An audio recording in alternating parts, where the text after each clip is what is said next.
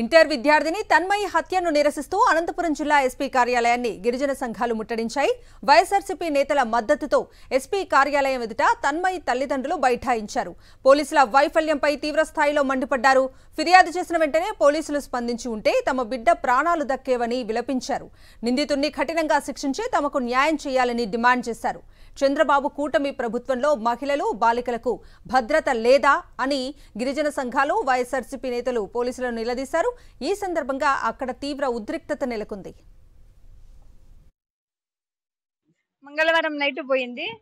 బయటికి పోయి చూసినాము, ఎక్కడా కనబడట్లేదు. అసలు రైల్వే స్టేషన్ చూసినాము, బస్ స్టాండ్ చూసినాము, అసలు పాప అనేది ఎక్కడ కనబడలేదు.